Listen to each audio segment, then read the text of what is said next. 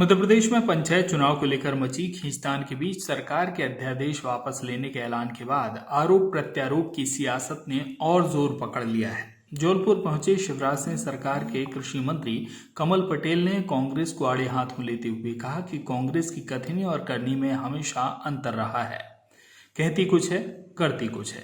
कांग्रेस हमेशा पिछड़े वर्ग की विरोधी रही है, कभी भी गरीब और पिछड़ा वर्ग के हित को लेकर काम नहीं करती। कांग्रेस चाहती है कि ओबीसी आरक्षण के बिना ही चुनाव हो जाए, पर सरकार ऐसा नहीं होने देगी। जबकि निर्धन आयोग बनाकर भाजपा ने ओबीसी, SC/ST वर्ग समेत सामान्य वर्ग को भी आरक्षण देने का काम किया था।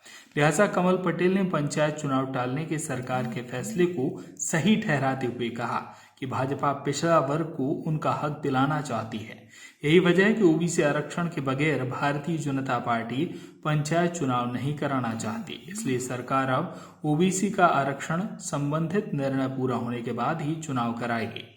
प्रदेश सरकार ने अपना निर्णय ले लिया है, अब इस पर चुनाव आयोग को फैसला लेना है। इसके अलावा कमल पटेल ने केंद्रीय कृषि मंत्री नरेंद्र सिंह तोमर के कृषि कानून वापस आएगा वाले बयान का भी समर्थन करते हुए कहा कि इस बार किसानों से बातचीत करने और उनकी राय लेने के बाद ही किसानों के हित में भारत सरकार कानून बनाएगी, क्योंकि मोदी सरकार चाहती है कि किसानों की आय दोगुनी हो और खेती लाभ का धंधा बने। वापस लिए गए तीनों कृषि कानून भी इसी मकसद से बनाए गए थे, लेकिन विपक्ष और कुछ संगठनों के किसानों को भड़काने की वजह से कृषि कानूनों को वापस लिया गया है।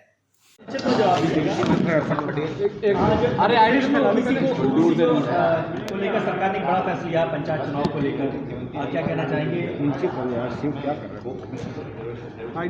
भारतीय जनता पार्टी की सरकार गांव, गरीब, किसान और हर वर्ग का, चाहे वो अनुसूचित जाति हो, जनजाति हो, पिछड़ा हो या सामान्य वर्ग के लिए भी निर्धन आयोग बनाया। 10% आरक्षण उनको भी दिया, सामान्य वर्ग निर्धन को। ओबीसी को भी 27% आरक्षण दिया है। अनुसूचित जाति जनजाति को भी जो संवैधानिक अनुसार है उसको दिया है, और उसके अनुसार ही नियुक्तियां हो रही थी।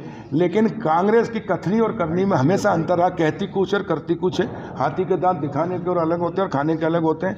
कांग्रेस ने 60 साल राज किया, लेकिन ओबीसी को संवैधानिक दर्जा नहीं दिया, पिछड़े वर्ग आयोग को। ये भारतीय जनता पार्टी है जिसकी सरकार माननीय प्रधानमंत्री नरेंद्र मोदी जी के नेतृत्व में चल रही है। उन्होंने आज़ाद भारत में पहली बार पिछड़े वर्ग को भी संवैधानिक दर्जा देकर 27% आरक्षण का निर्णय लिया, और उसके कारण कांग्रेस बौखला गई कि पिछड़ा वर्ग तो भारतीय जनता पार्टी के साथ हो गया, अब हमारी तो जमीन खसक गई, वैसी खत्म हो गई कांग्रेस।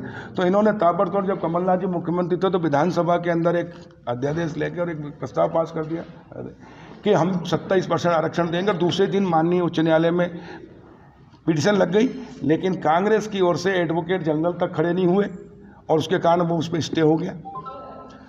इसलिए इनकी कथनी और करनी में अंतर है। दिखावे के लिए किया था, सिर्फ चुनाव था लोकसभा का, इसलिए चुनाव में कहीं मिल जाए, लेकिन फिर भी जनता ने इनको नकार दिया, सफाया कर दिया कांग्रेस का। और इसलिए कांग्रेस की कथनी करनी में अंतर है। हमेशा ये पिछड़े वर्ग के विरोधी रहे, इसलिए एक भी मुख्यमंत्री इन्होंने नहीं दिया, एक प्रधानमंत्री नहीं दिया, एक ही परिवार के लोग राज करते रहे, और इसलिए कांग्रेस हमेशा गरीब विरोधी रही है, पिछड़ा वर्ग विरोधी रही। बात करती थी गरीब की, गरीबी हटाएंगे, इंदिरा जी को लाएंगे, लेकिन गरीबी हटी क्या? 60 साल में मैं गरीबों के लिए एक शौचालय बनाया क्या? एक पक्का मकान बनाया क्या? पीने के पानी की व्यवस्था की क्या? किसानों को कहीं सम्मान निधि दी क्या? बल्कि किसानों की जमीन छीन ली, कर्ज में डुबा के कर्ज में डूब गए। इसलिए भारतीय जनता पार्टी ने 7 साल के अंदर महात्मा गांधी के सपनों को भी साकार किया, स्वच्छ भारत करके दिखा दिया। जो काम 60 साल में नहीं हुआ वो 7 साल में मोदी जी ने किया। गरीबों को पक्के मकान दिए, 24 तक सबको मकान हो जाएंगे। अभी मुख्यमंत्री शिवराज जी के नेतृत्व में हमने एक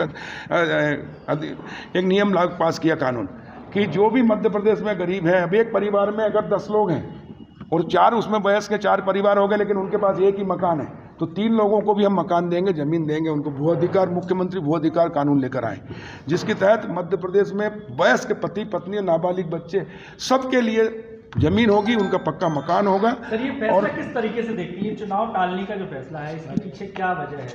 देखिए, बगैर ओबीसी आरक्षण के भारतीय जनता पार्टी चुनाव नहीं चाहती, क्योंकि ओबीसी वर्ग को उनका